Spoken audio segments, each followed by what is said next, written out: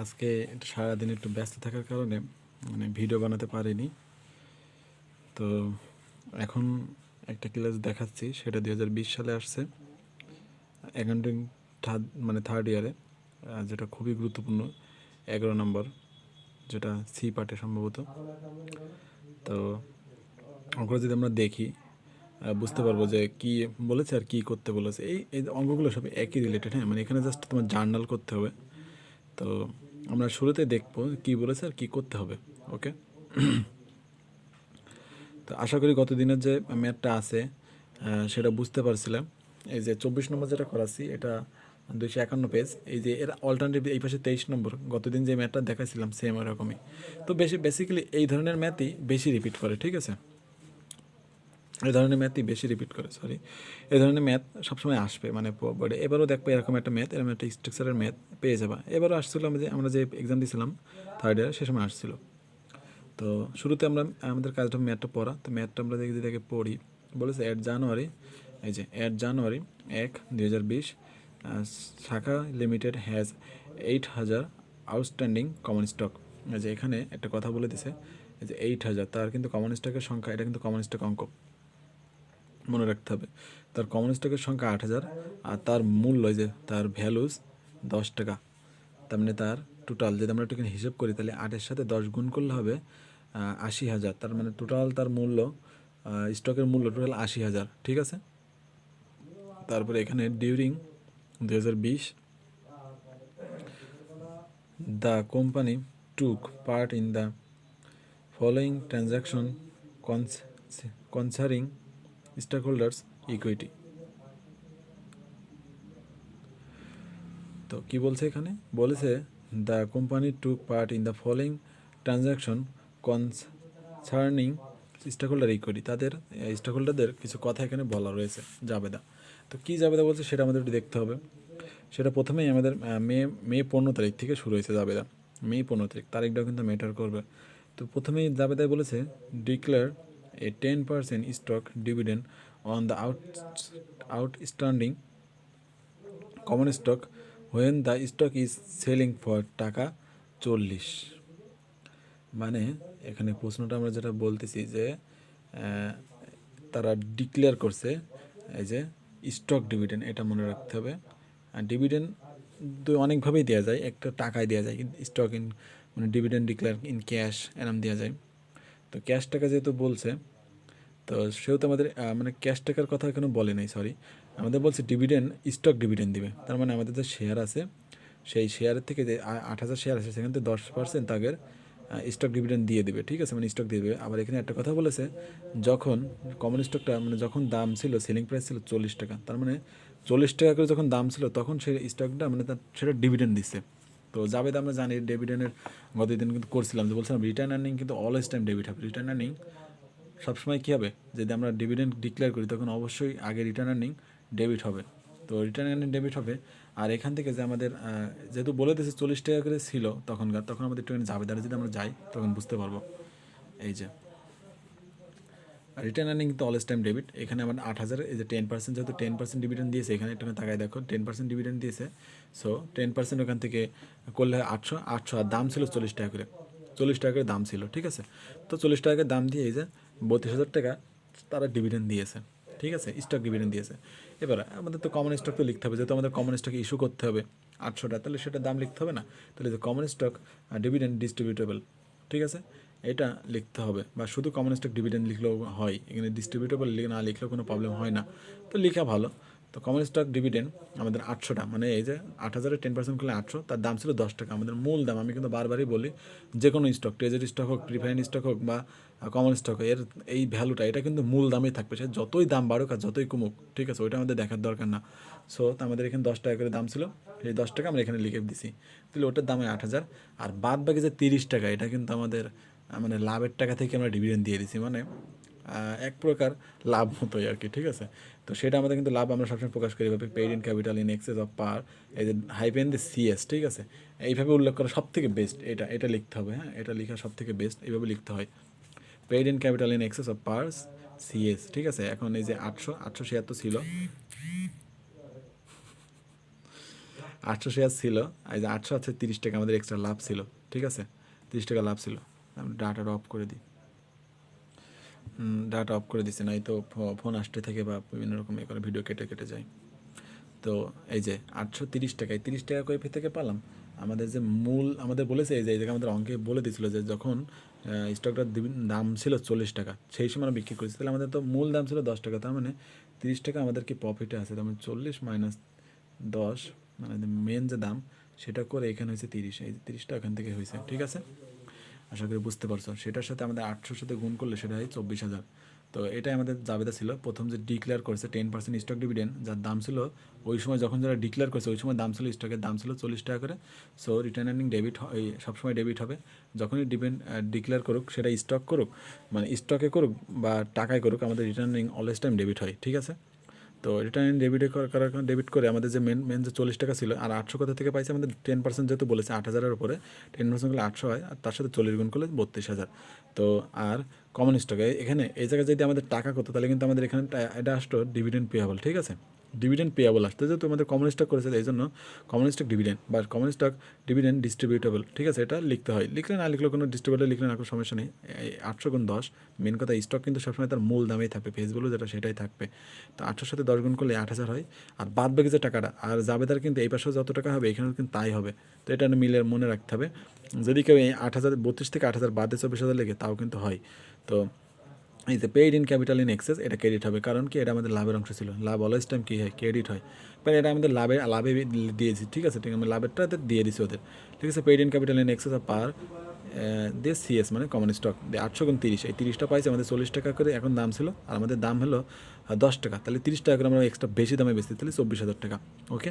আর এখানে two record, এই যে two record declare 10% stock dividend, এগুলো জাস্ট এখান থেকে এটা লিখলে হয়, ঠিক আছে। আর রেকর্ড নিয়ে কোনো কথা যাচ্ছি না।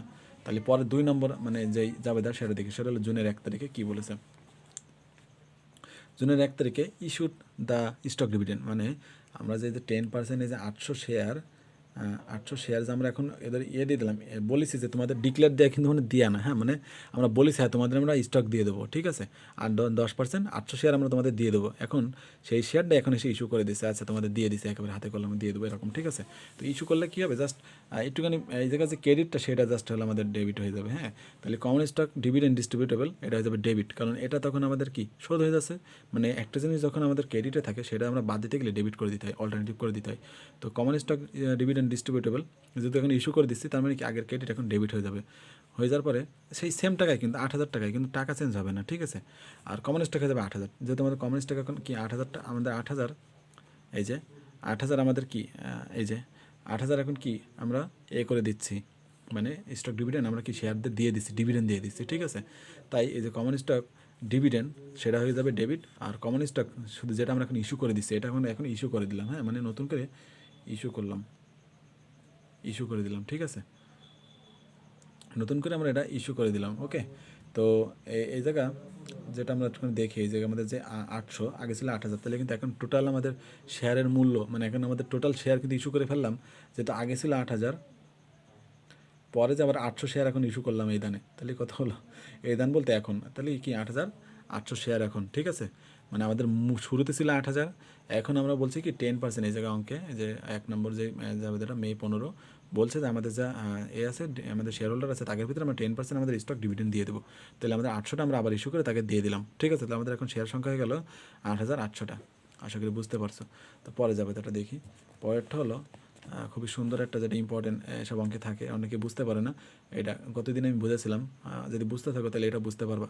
বলেছে June 10 announce A 2 for on stock slipped, মানে এখন আমাদের একটা শেয়ার হয়ে যাবে 2টা শেয়ার, যদি আমাদের এখন 8,800 শেয়ার থেকে থাকে, এই যে 8,800 শেয়ার থেকে থাকে তাহলে ডাবল হয়ে যাবে, তাহলে ডাবল কত, সেটা হয়ে যাবে 16,000 নাকি 17,000,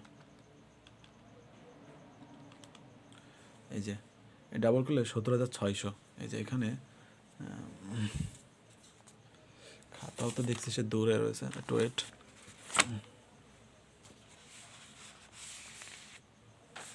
এই যে এখন ছিল আমাদের 8,800, তাহলে একটা শেয়ার হয়ে যাবে 2টা, তাহলে আমাদের 17,600, ঠিক আছে।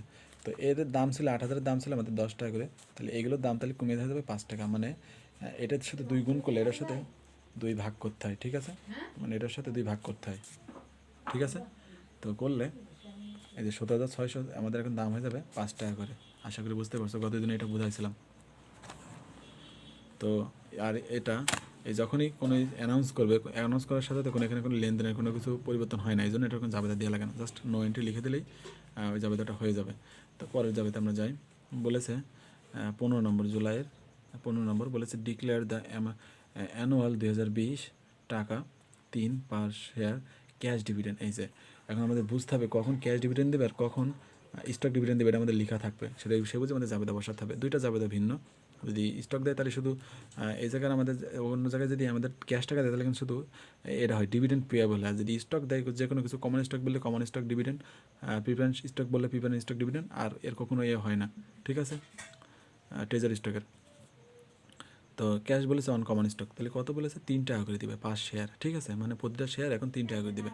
ওকে, তো আমাদের কিন্তু এখন আমাদের এই এর দাম এখন কিন্তু মানে 17,000 হয়ে গেছে, কিন্তু 17,600, তাহলে 17,600 যদি আমরা 3 টাকা করে যদি দিই তাহলে আমাদের টোটাল শেয়ার পাবে এই যে 52,800 শেয়ার পাবে, ঠিক মানে টাকা পাবে আর কি, 52,800 টাকা পাবে। আমাদের এখন শেয়ার সংখ্যা 17,600, মানে আমাদের এই যে স্ক্রিপ্ট করছে না, একটা শেয়ার পরিবর্তে এখন 2টা শেয়ার হয়ে গেছে। তো এখন শেয়ারের সংখ্যা এখন কী হয়ে যাবে, 17,600 হয়ে যাবে, ডাবল হয়ে যাবে আর কি। এখন এই যে তাহলে 3 টাকা করে পাবে। হ্যাঁ, তাহলে এখানে অবশ্যই ডিভিডেন্ড ডিক্লেয়ার করলে কী হয়, যে রিটার্ন আর্নিং হয় না, ওয়েট, এই যে এখানে রিটার্ন আর্নিং, এখানে এই যে এখানে একটুখানি ক্যালকুলেশন করছে, সেটা হলো কি টোটাল এই যে আগে ছিল 8,000, সেখান থেকে আবার 800 টাকা 800 নতুন করে ইস্যু করছে, সেইটা তো টোটাল 8,800, সেটার আবার 2 গুণ, মানে এই যে স্লিপ করছে, একটা শেয়ার এখন 2টা হয়ে গেছে। তো এখানে 17,600 হয়, আর তার সাথে 3 টাকা করে তারা ডিভিডেন্ড দিচ্ছে, তাহলে যে 52,800 টাকা ডিভিডেন্ড পেয়ে গেছে। আর যেহেতু এমন ডিভিডেন্ড এখনো দেয়নি, তাই এটা ডিভিডেন্ড পেয়েবল হবে, এটা সবসময় ডিভিডেন্ড পেয়েবল ডিক্লেয়ার দিলে এই যাবে, এটা ফিক্সড, ঠিক আছে। Dividend payable credit, return earning debit, dividend payable credit, টাকাটা তো বুঝতেই পারছো কীভাবে বলে 3 টাকা করে দেবে 5 শেয়ার। এখন আমাদের টোটাল শেয়ার কিন্তু 17,600 ছিল, সেটার সাথে 3 গুণ করে আমাদের যে টাকাটা হয়েছে সেটা, আর এই যে এটা ডাবল করতে হবে, ঠিক আছে, এটা ডাবল করলে আমাদের যে শেয়ারটা হবে সেটা হলো 17,600। ডাবলটা কেন করলাম, আমাদের এখানে প্রশ্নে বলে দিয়েছে যে আমাদের এখন অ্যানাউন্স করে দিয়েছে যে একটা শেয়ার এখন 2টা শেয়ার হয়ে যাবে, যার আগে একটা শেয়ার ছিল তার এখন 2টা শেয়ার, ঠিক আছে, এটা কোম্পানি বলে দিয়েছে। ওকে, তারপরে প্রশ্নে যাই। বলেছে পারচেস 30 তারিখে, সেপ্টেম্বর 30 তারিখে বলেছে পারচেস 1,000 ট্রেজারি শেয়ার ফর টাকা 30 5 share. The company use cost method. এখন ইউজ যে মেথডই করুক না এখন, এসে আমাদের এটা জাস্ট কথার কথা লিখে দিয়েছে, এটার কোনো মানে নেই। ওকে, এটার কোনো ভ্যালু নেই। আমাদের এখানে পারচেস করেছে মানে আমাদের শেয়ার আবার আমরা নিজেরাই কিনেছি, কত টাকা দিয়ে, 30 টাকা দিয়ে, ঠিক আছে। এখন বারবার করে বলছিলাম যখন আমার নিজের শেয়ার আমি নিজেই কিনবো তখন কী যাবে, এটা ট্রেজারি স্টক হয়ে যাবে। হ্যাঁ, তো ট্রেজারি স্টকের একটা ফিক্স জাবেদা আছে, সেটা এখানে একটুখানি দেখতে পাচ্ছ, সেটা হলো ট্রেজারি স্টক ডেবিট আর ক্যাশ ক্রেডিট। যেহেতু আমাদের ট্রেজারি স্টক আমরা কি এমন কিনে নিচ্ছি, তাহলে ওটা আমাদের আসতেছে আর ক্যাশ টাকা চলে গেল, সেটা চলে গেল, তাহলে যে সিম্পল জাবেদা 1,000 শেয়ার কিনেছে 30 টাকা করে, গুণ 30,000 টাকা ট্রেজারি স্টকে জাবেদা। যেহেতু আমরা যদি কথার কথা আমরা একটা অন্য জায়গা থেকে যদি আমরা নিজেরাই যদি কিনি, হ্যাঁ, তাহলে সেই জিনিসটা আমাদের আসে। তো যে কোনো কমন মানে যে কোনো স্টকে কেনার সময় আমাদের এই সূত্রটা হবে, যদি কমন স্টক আসে তাহলে এরকম হবে কমন স্টক ডেবিট আর ক্যাশ টাকা ক্রেডিট, ঠিক আছে, বা ক্যাশ ক্রেডিট। প্রিফারেন্স শেয়ারও সেম হয়, প্রিফারেন্স শেয়ার বা প্রিফারেন্স স্টক ডেবিট আর ক্যাশ ক্রেডিট হয় যখন আমরা কিনবো। যেহেতু এখানেও আমাদের ওইটা পারচেস করছে 1,000 শেয়ার 30 টাকা করে, তাহলে 1,000 গুণ 30 মানে মোট 30,000 টাকার ট্রেজারি স্টক ডেবিট হবে, আর ক্যাশ টাকা যেহেতু চলে গেলো 30,000 টাকা ক্রেডিট হয়ে যাবে।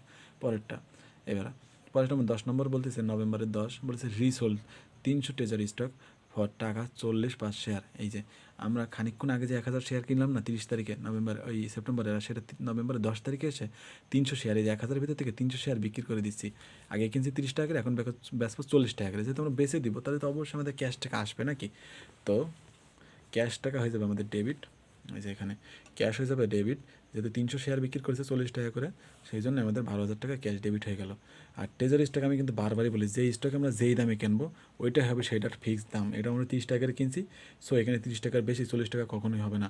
তো বাদ বাকিটা হয়ে যাবে পেইড ইন ক্যাপিটাল। ওকে, তো এই যে 300 গুণ 30 করলে আমাদের যে টাকাটা হয় সেটা 9,000, আর বাদ বাকিটা হয়ে যাবে paid in capital from treasury stock. Paid in capital মানে এটা আমাদের লাভ হয়েছে, হ্যাঁ, প্রফিট হয়েছে, প্রফিট হয়েছে, ঠিক আছে। তো প্রফিট হয়েছে এটা, তো এই জন্য পেইড ইন ক্যাপিটাল এটা হয়ে যাবে ক্রেডিট, আর ট্রেজারি স্টক ক্রেডিট আর ক্যাশ ডেবিট। যেহেতু ক্যাশ টাকা আমাদের আসছে, এই যে ক্যাশ টাকা আসছে, আর এখানে এই যে ট্রেজারি স্টক আমাদের 300 বিক্রি করেছে, কি কিনলাম 30 টাকা করে, সেটা 9000 হয়েছে এই পাশে টাকা। আর এখানে paid in capital from treasury stock সেটা 3000। ঠিক আছে, আশা করি বুঝতে পারছো। মানে এটা রিসোল্ড করেছে, পরের দিনে বেঁচে দিছে, পরের বারেই আর কি।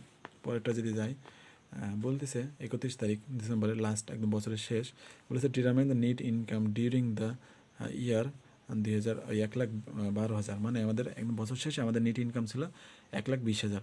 তো এটা আমাদের বছর শেষ, তাহলে আমি বারবার করে বলি যে বছর শেষে যাবে হবে, এটা একদম ফিক্সড যাবে না, মানে হিসাব শেষ করার জন্য। সেটা হলো income summary debit, income summary debit বা ইনকাম স্টেটমেন্ট। ঠিক আছে, এটা লিখলে হলো ইনকাম স্টেটমেন্ট বা ইনকাম সামারি একই জিনিস।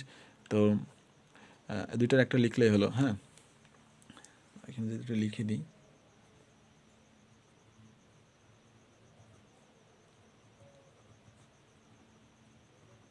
ইনকাম স্টেটমেন্ট ওপর লাইনে চলে গেছে, আর এ লেখা তো ইনকাম স্টেটমেন্ট ডেবিট হয়, আর এটা রিটার্ন আর্নিং ক্রেডিট হয়। যেহেতু এটা আমাদের প্রফিট, প্রফিট কিন্তু অলওয়েজ টাইম ক্রেডিট থাকে। হ্যাঁ, প্রফিট। তো এখানে 1,20,000 টাকার কথা বলেই দিয়েছে, সেই জন্য আমাদের সেটা দিয়েছে। কত দিনের টঙ্ক এরকম ছিল, যেখানে রিটার্ন আর্নিংয়ের কথা বলে দিয়েছিল। সো এটা আমাদের ইনকাম, আমাদের বছর শেষ বলে এটা আমাদের লিখে দিতে হলো ইনকাম সামারি ডেবিট আর রিটার্ন আর্নিং ক্রেডিট। এই যে এখানে আবার লিখেও দিয়েছে, সো একটু record close in NEET income, মানে আমাদের ক্লোজ হয়ে গেল এন্ট্রিটা। ঠিক আছে, আশা করি অঙ্কটা বুঝতে পারছো। একটু এরম টাইপের অঙ্ক যদি তুমি 2-1টা দেখো, তা তোমার অঙ্কগুলো আশা করি ক্লিয়ার হয়ে যাবে।